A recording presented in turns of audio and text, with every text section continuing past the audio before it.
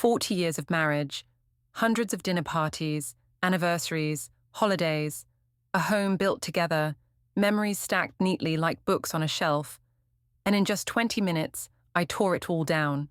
I sat at the head of the table, every chair filled, every wine glass brimming. Laughter, conversation, my husband Richard beaming as he recounted an old story from our early years, charm spilling effortlessly from his lips, the perfect husband, the respected lawyer, the man adored by family and friends. I let him talk. I let him celebrate. Then, as dessert was served, I stood up, lifted my glass, and smiled. 40 years, I mused, letting the weight of the number settle over the room. A lifetime together. Richard raised his glass, smiling at me. I raised mine higher. So tonight I want to celebrate honesty. His smile faltered. The room quieted. Good. Because tonight wasn't just an anniversary. It was an execution.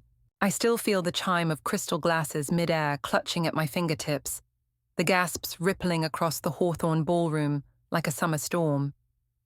For 40 years, I said, my voice soft but firm, I've built my life beside a man I thought I knew. Tonight, I learned that man was living a second life, with another wife, 3 children, and half a lifetime of lies. The room froze. Richard, my husband of 4 decades, stared from behind his perfectly tailored tuxedo, jaw slack, eyes wild. Elaine Donovan Wells, the other woman, stood at the back doorway, her face paling beneath the chandeliers. Our children, my son Thomas, daughter Elizabeth, and their families, sat on either side of me, stunned, as the slideshow behind me flickered to life with photograph after photograph. Rick Wells with a graduation-capped James, 37, Sarah proudly showing, off a new diploma, Michael beaming from a family vacation I'd never known existed. The chandelier lights flickered in time with my pulse. Richard, I continued, I gave you my trust, my love, my very name. For 38 of those years you shared a secret life with these people. My fingertip brushed the pearl-white podium, and tonight I reclaim my story. A beat passed, then the ballroom erupted, shocked cries, hurried whispers, the scuffle of chairs. I stepped away from the microphone, leaving a perfect silence in my wake, and walked toward the exit. After 40 years, my final words to him were simple. Our marriage ended the moment I found that policy. I found the folder by accident. It was a quiet Tuesday morning in our home office, when my hand brushed against a manila folder tucked behind the usual stack of bank statements. I yanked it free and stared at the embossed letters, Westlake Insurance. My breath caught, and I sank into Richard's leather chair. Opening the folder, I discovered a policy not for our Oak Ridge Hills home, but for 317 Maple Avenue in Westlake.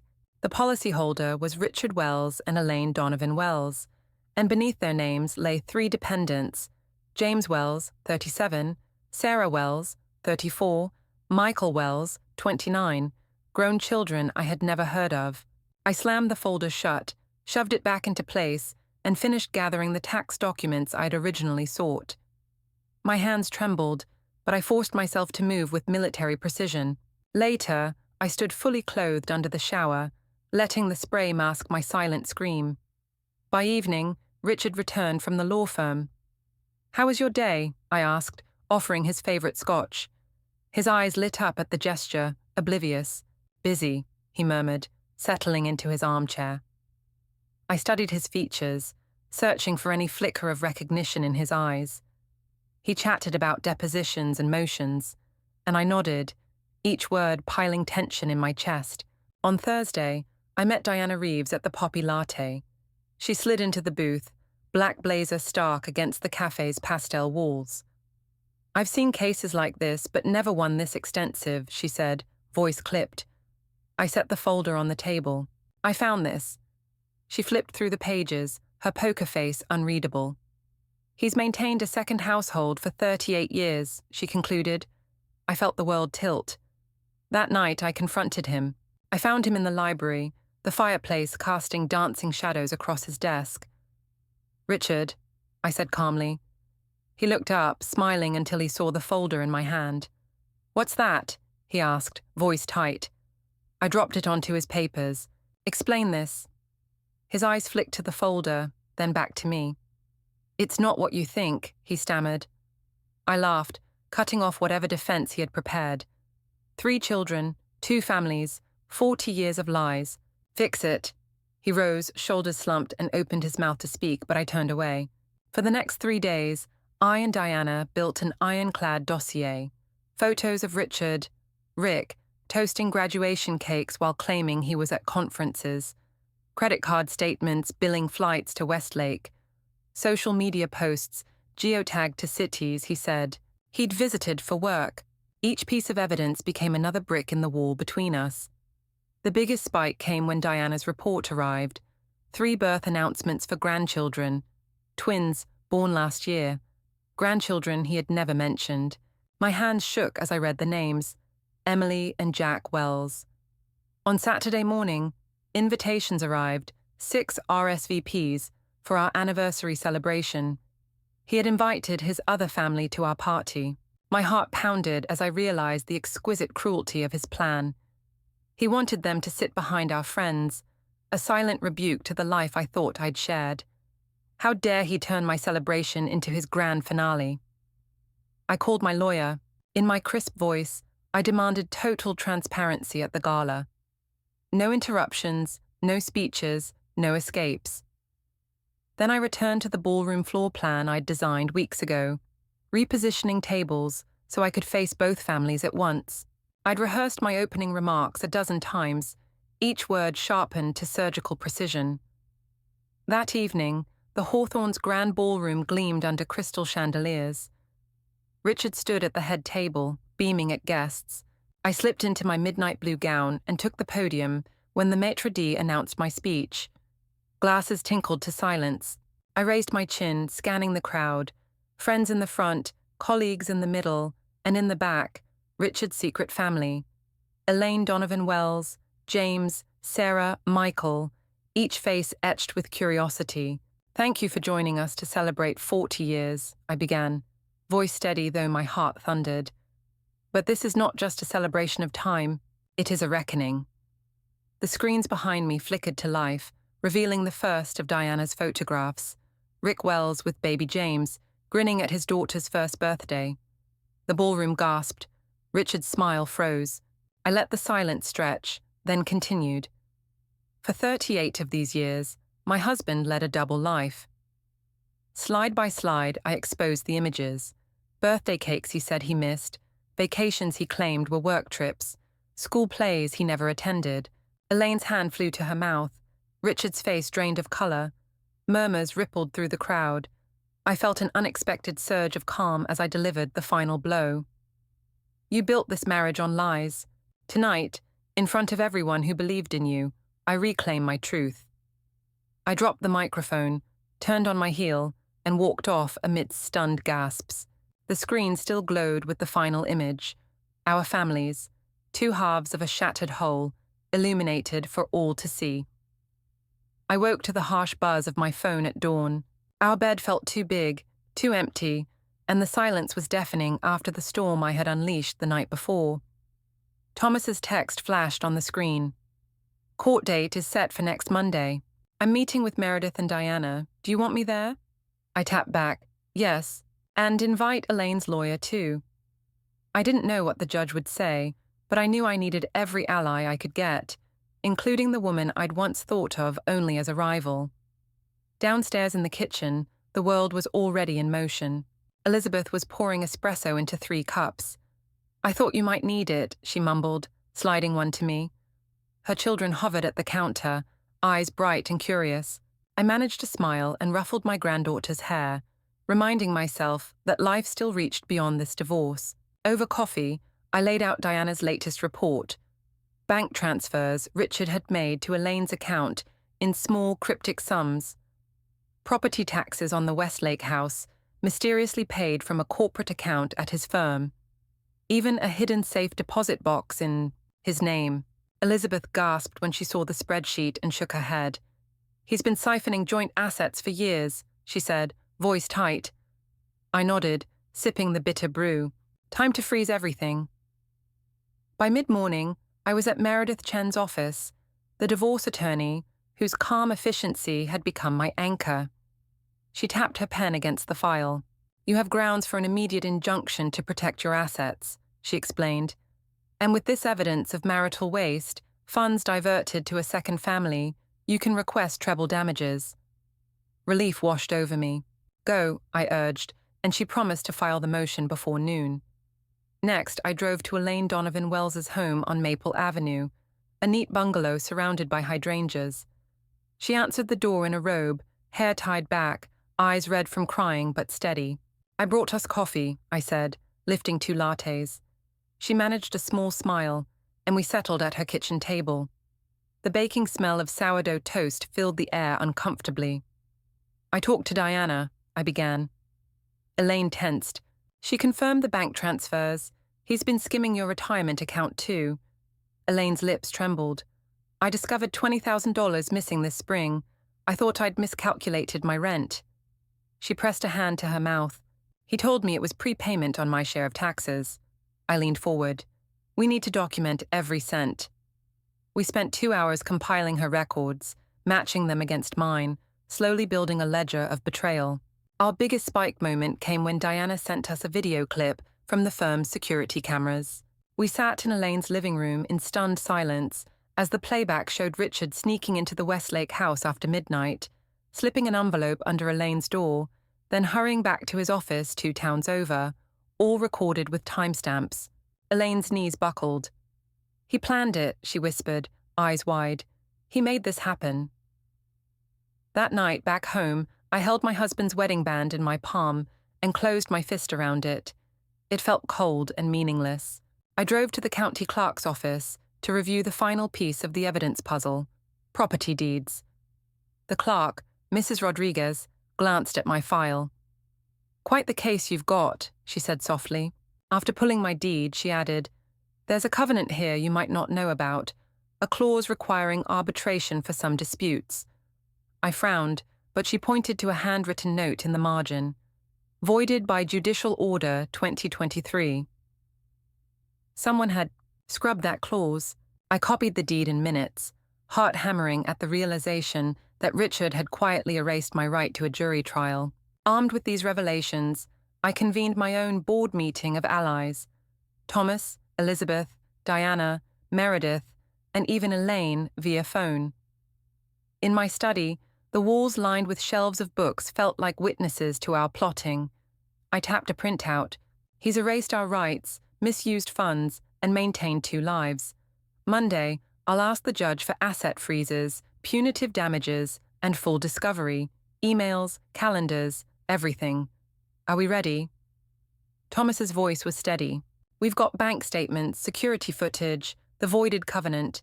He's cooked his own goose." Elizabeth nodded, tears of anger in her eyes. "I'll deliver the kids to Elaine's house after school if you need backup." Diana closed her laptop. "I'll serve the documents myself if it comes to that." Meredith arranged her legal pads. "I've drafted the motions. All signatures are tomorrow morning." Elaine's soft voice crackled over the speakerphone. "I'll coordinate with my lawyer to file companion proceedings." As we stood together, children, wives, lawyers united, an electric sense of climax crackled in the room. The quiet house had become a war room. I raised my coffee mug in a mock toast. To the night we finally took our power back. Glasses clinked, but the celebration was tempered with grim resolve. The culmination of our months of silent gathering, evidence building, and shared outrage was moments away. Monday's hearing would decide whether a lifetime of deception could be undone in the bright light of a courtroom. And I was ready, so ready, to watch him squirm under the weight of his own treachery. The night of the anniversary felt surreal, as though I were both spectator and performer in a drama I'd long suspected, but never dared truly imagine. The Hawthorne's grand ballroom gleamed under crystal chandeliers. I stood in my midnight blue gown, simple, elegant, while my heart pounded so loudly I worried people might hear it. The jazz quartet's first notes drifted across the room, and dinner guests chatted in clusters of polite laughter. I slipped into the seat at the head table beside Richard, Thomas on one side, Elizabeth on the other. He gave me a soft smile, eyes warm and proud. 40 years, he murmured, reaching for my hand. I withdrew just slightly, willing my voice to remain steady, my expression gracious. 40 years, I repeated, before letting my gaze sweep the room. Margaret Harrington leaned toward me and whispered, "You look radiant." I gave her a brief smile, then turned back to the assembled faces. Friends, colleagues, community leaders, even Judge Carson and several local attorneys. They had all come, expecting a celebration of endurance. They would get something far more explosive. The maitre d' dimmed the lights. Our servers paused. The ballroom fell to a hush. I rose, lifted my glass, and spoke in a measured tone that carried clearly to every corner. Thank you all for gathering tonight. Our 40 years together have been filled with joy, challenges, laughter, and love. At least, that's what I once believed. I felt Richard stiffen beside me, but I pressed on. This evening isn't just a celebration of a lasting marriage, it's also an occasion to confront a fundamental betrayal. 4 months ago, I discovered that my husband, Richard Wells, has lived a double life for 38 of those 40 years. A ripple of shock coursed through the crowd. I lifted a clicker, and the screens above flickered to life with Diana's images. Richard laughing at a backyard birthday party, arm around a petite blonde, 3 young children grinning beside them, all dated only weeks before the corresponding family. Events I'd believed were ours. Murmurs rose to anxious whispers. Richard's face drained of color. Perhaps some of you find this hard to believe, I said, clicking to the next slide. The insurance policy I'd uncovered, naming Elaine Donovan Wells and 3 dependents. Dependents he hid from me, his lawful wife. Richard's hand shot to his throat. He mumbled, "Catherine." But I pressed forward. Let me be clear. These children exist. I've met them. Their names are James, Sarah, and Michael. Their mother has been standing in the wings of my life for nearly 4 decades, all while I believed I was Richard's only partner. I nodded toward the double doors at the back. Please welcome Elaine and our 3 children. The doors swung open. Elaine paused in the threshold, stunned, clutching a small purse. Behind her came James, tall and controlled, Sarah with stunned eyes, and Michael shifting unsteadily. A wave of gasps rolled through the room. "Elaine," I said quietly but firmly, "thank you for coming. This is your husband, our husband, your children's father." Elaine stepped forward, voice trembling. "Rick," then swallowed. James cleared his throat and addressed the assembly. "Mom, Dad, we deserve to hear the truth." He glanced at me. "We deserve to hear it together." The room was a whirl of disbelief, couples ducking heads in stunned solidarity, old friends covering mouths in shock. Richard stood, shoulders shaking. "This isn't how I wanted any of this to happen," he rasped. "I never meant to hurt you." I raised a hand. "Show the final slide," I said, heart in my throat. The projector clicked again to legal documents. The voided covenant in the deed, the forged signatures, bank transfers from joint accounts into Richard's secret savings, and Diana's sworn affidavit. These pages prove that for decades you've siphoned our shared assets, claimed community accolades, chaired charity events, while maintaining a website, a home, a family hidden from me and from all of you. Richard's knees buckled. He would have sat if I hadn't gently guided him to a chair. Thomas moved to his side, hand on his shoulder. Elizabeth reached for my arm, but I stood tall. "I have taken steps to secure what is rightfully mine," I continued, voice firm. "Divorce proceedings begin next week. This marriage ended the moment I found that first document." A stunned hush fell. Then applause. Quiet at first, then growing in strength, coming from friends who'd witnessed my months of stoicism, my careful gathering of truth. Margaret tapped her glass, and soon the entire room rose in a standing ovation for the woman who had refused to be deceived any longer. Richard bowed his head in defeat. Elaine's shoulders sagged, tears welled in her eyes. James wrapped an arm around his siblings. And I, Catherine Wells of a reclaimed life, stepped back as the curtains fell on Richard's grand performance and rose on the new chapter of my story. The morning after the masquerade of masks and facades came down, Our household was transformed into a command center. I descended the stairs to find Thomas seated at the kitchen island, laptop open, spreadsheets and legal pads sprawled. Elizabeth stood by the sink, arms folded, watching sunrise light spill across the counters. I compiled the list of every joint account and asset Richard had access to, Thomas said without looking up. He tapped a cell phone number. Meredith is calling the bank now to freeze transfers. Elizabeth set down a steaming mug in front of me. You look tired.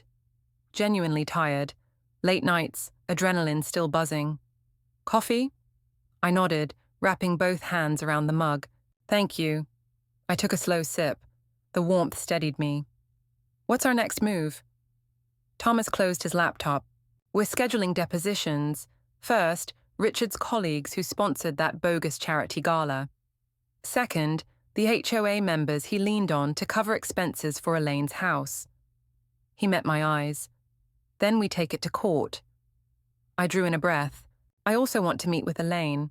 I texted her last night. She agreed to come by after lunch. A twist of gratitude warmed my chest. Elaine's presence remained both painful and essential. We needed her corroboration on many details. Good, I said. Let's do it here before the lawyers get swamped. By 2 p.m., Elaine sat at our oak dining table, her children hovering respectfully behind. She clutched a notebook bulging with notes. Thank you for inviting me, she said, voice low. I know our stories are tangled. I leaned forward. We both need to tell the full truth.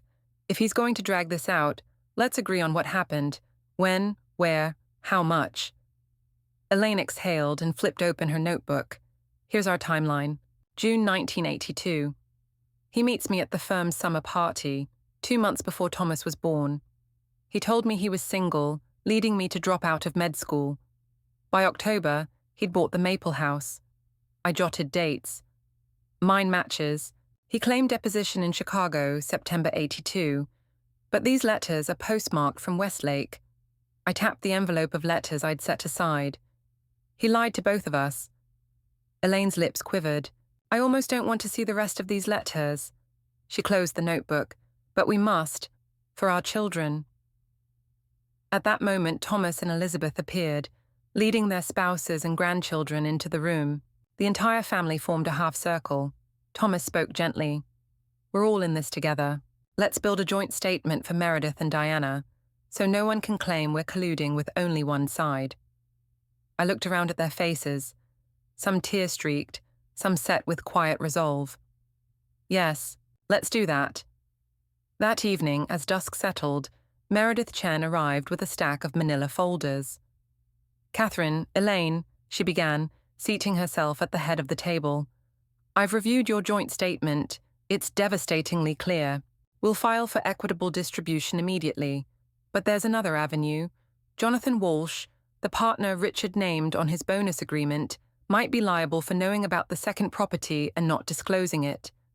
Elaine gasped. Walsh? He was one of Richard's mentors. Meredith nodded. Ethically, he should have flagged these conflicts. We can subpoena him for depositions.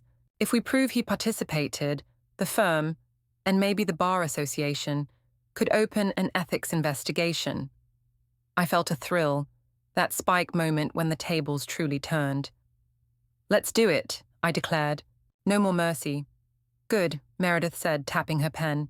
We'll serve subpoenas first thing tomorrow. Over the next week, the wheels of justice turned faster than ever. Depositions captured Richard's longtime secretary, recalling the day he ordered her to shred an invoice for Westlake property repairs.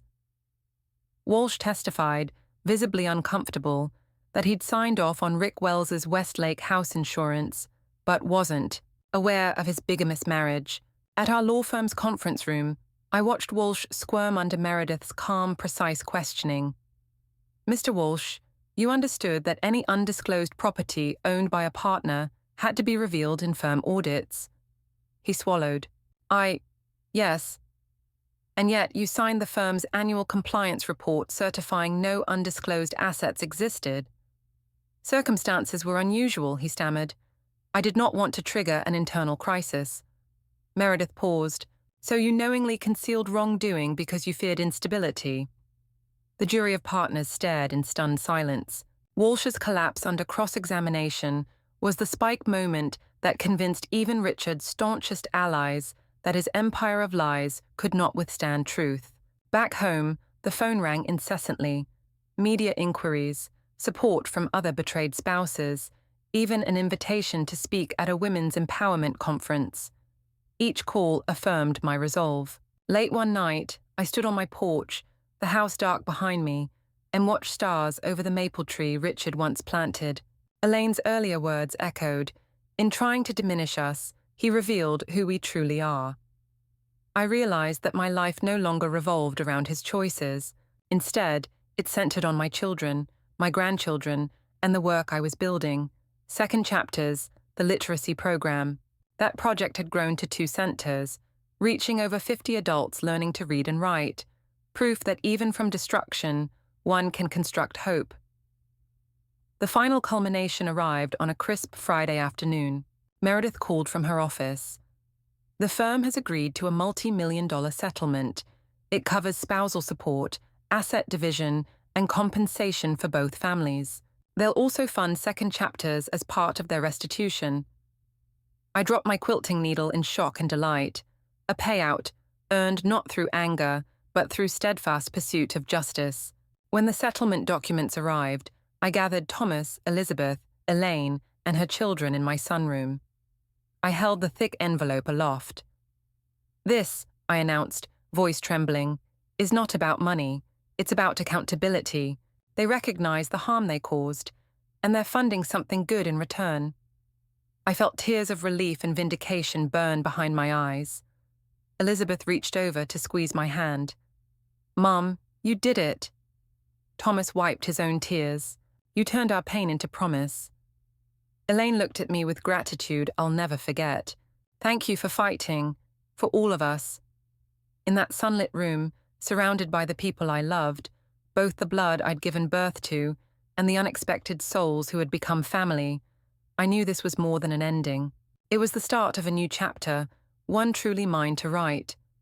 I arrived at Meridian Cafe 20 minutes early, nerves jangling like wind chimes in a storm. The sky was leaden, rain spitting against the windows, apt for what I was about to face. Inside, James, Sarah, and Michael were already seated at a corner table. Coffees before them, their faces a mixture of curiosity and steel. As I approached, James stood, smoothing the front of his jacket. "Thank you for coming," he said, voice low. He gestured to the empty chair. "I know this isn't easy." I offered a brief smile and sat. "Neither is it for me." Sarah folded her hands. "We thought long about whether to meet at all, but our therapist said the first step to healing is honesty." She glanced at her cup, then looked up. "What do you want from today?" I leaned back. "Closure, maybe, or at least understanding. I've lived with those unanswered questions for decades." I paused, studying their faces. "So, tell me everything you know that I don't." Michael cleared his throat. "He lied more than you realized. There were years I thought phone calls were from my high school counselor, but it was him checking on your health. He never trusted me with the truth." His voice cracked. "I thought he cared, only to learn he was living 2 lives." I squeezed my fingers together. "My investigator uncovered bank records showing monthly transfers to your family's accounts, but when I asked him, he claimed it was a business investment in your futures." Sarah shook her head. "An investment doesn't pay for our groceries or our daughter's braces. Do you know what it's like being 7 years old and tearing up when your mom tells you Santa can't come because the shop account is low, but Dad's other account buys concert tickets for another family?" Their words landed with the weight of sledgehammers. My throat tightened. The room felt smaller, sealed in by decades of deceit. James held up his phone. "I've got audio clips, recordings of him making promises to Elaine, then minutes later promising the same things to you. Want to hear?" My pulse spiked. The impulse to refuse warred with my need for irrefutable proof. "Yes," I whispered. He pressed play. A crackly male voice, Richard's, pledged devotion to Elaine's middle child's piano recital. 2 seconds later, the same voice promised my wonderful wife he'd handle dinner prep because of late client meetings. Sarah's eyes filled. He gave the same heart to each of us. I closed my eyes, the betrayal slicing through me anew. When the clip ended, I inhaled, voice trembling but clear. We should record a joint statement, present it to the board, to the Bar Association. Everybody needs to know not just that he lied, but how systematically he did it. Michael nodded. We've drafted a letter to the State Bar. If they find he violated ethical codes, he could lose his law license and his reputation. A spark of vindication flickered inside me. Good. Let's make sure the full truth is out there. 2 days later, I attended the first rehearsal of the documentary team at Second Chapter's headquarters. The cameras rolled as I guided adult learners through a reading exercise, a comfortable scene, until the director stepped forward with a worried frown. "Catherine, we've discovered something," he said, eyes flicking to the monitor. "There's a letter in your private file submitted anonymously. It accuses your former husband of having yet another child, out of state, born 5 years ago. The sender claims to have DNA proof." My blood froze. Another wife? Another child? My heart pounded so loud I worried it would drown out his words. "Do you want to address this on camera?" he asked gently. "Or do we pull that segment?" I stared at the monitor, the adult learners frozen mid-sentence behind me. A storm of disbelief and rage swirled. Everything I thought I knew had already been shattered twice over, and now a third betrayal threatened to pull me under. My hands clenched into fists. "Roll tape," I said. My voice was steel. "I want to see this out in the open." That evening, I was back at home, elbows on the kitchen table, surrounded by James, Sarah, Michael, and Elaine. The anonymous letter lay between us, yellowed with age, scrawled handwriting promising proof of yet another secret. Elaine shuddered. "I thought I was done," she whispered. "What else could he have been hiding?" I tapped the envelope. "We'll verify the handwriting, trace the postmark, even test the DNA if we must. This ends tonight, whatever it is." Sarah's phone buzzed. She glanced at it and paled. "It's Meredith. She just got an email from Richard's new attorney, a lawsuit demanding your immediate removal from Second Chapters, accusing you of defamation and weaponizing unverified allegations." A simultaneous spike of fear and fury jolted through me. My beloved literacy program, being attacked by the man who'd devoured my life. I stood so fast the chair scraped. "They want me kicked off the board," I barked, voice echoing in the room. "After everything I've built here." Elaine rose beside me, fists clenched. "They'll never break us." James pulled out his phone. "I'll get the address of their attorney's office. We'll file an injunction first thing in the morning." Michael nodded. "And I'll lock down the non-profit's documentation, articles of incorporation, bylaws, so they can't seize control." I felt a fierce pride as I looked at the circle of faces around me. Betrayal upon betrayal had tested us, but now we rose stronger, united by truth and purpose. As thunder rolled outside, I raised my water glass in a makeshift toast. To Second Chapters, may we continue to write new stories from the pages of our past. We clinked glasses, the sound slicing through the tension like a blade. In that charged moment, I knew, no matter what new secrets emerged, we were ready for the next chapter. I woke to the ping of my phone at dawn. James's message simply read, "Court at 9. Don't be late." My heart raced as I gathered the final exhibits. The State Bar complaint detailing Karen's ethical breaches. Second Chapter's incorporation documents proving our lawful non-profit status. And the anonymous letter, now authenticated by handwriting experts. Elaine slipped me a travel mug of coffee as I paced the study, her hand on my shoulder steadying me. "Tonight's fundraiser," she reminded softly. "We'll celebrate truth, even if we must fight for it today." I nodded, smoothing my navy blazer and tucking the folder under my arm. By 8:45, we were filing into the Davidson County Courthouse together, my 3 children flanking me like a shield, Second Chapter's volunteers filling the gallery behind us. Across the bench, I spotted Karen's empty chair at defense counsel's table. Her confidence had evaporated somewhere between lawsuit and subpoena. Judge Morales entered and took his seat with a grave nod. He called the case, then turned to me. "Ms. Wells, you may proceed." I rose, clearing my throat.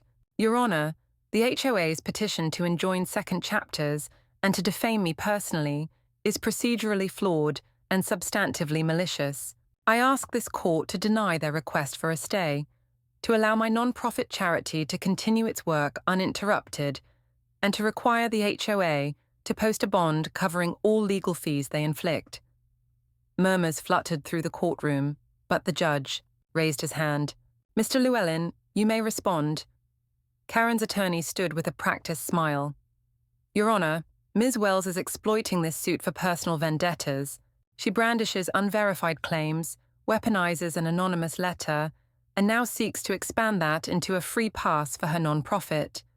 We merely ask for time, to gather facts, to ensure fairness. He waved the letter in the air. I caught James's eye and whispered, "He's trying to poison the well." I felt Elaine stiffen beside me. The judge nodded. Relevance noted. Ms. Wells, call your first witness. Elaine rose, her shoulders straight despite the tremor in her voice. I am Elaine Wells. For 38 years, I lived a parallel life to this man, my husband, while Ms. Wells lived her own. I testify that every count in the bar complaint is factual. When handwriting analysts compared this anonymous letter to official stationery, they confirmed it matches the stationery used by HOA President Karen Mitchell. I have sworn affidavits and expert reports to that effect. Her words landed like thunder. Even the defense table cringed. I marshaled my courage and said, "Thank you, Elaine. Your Honour, if I may, I'd like to play a brief video." The clerk dimmed the lights and the monitor flickered to life, showing grainy security footage of 2 uniformed guards blocking my driveway while Karen barked orders. "Issue another. Citation, now." The guards looked uneasy, glanced at my police badge as I calmly stepped forward, then peeled off. Llewellyn sputtered, "Objection, irrelevant." Judge Morales held up a hand. "Harassment disguised as enforcement is harassment. The video stands." When it was my turn again, I stood squarely before the bench.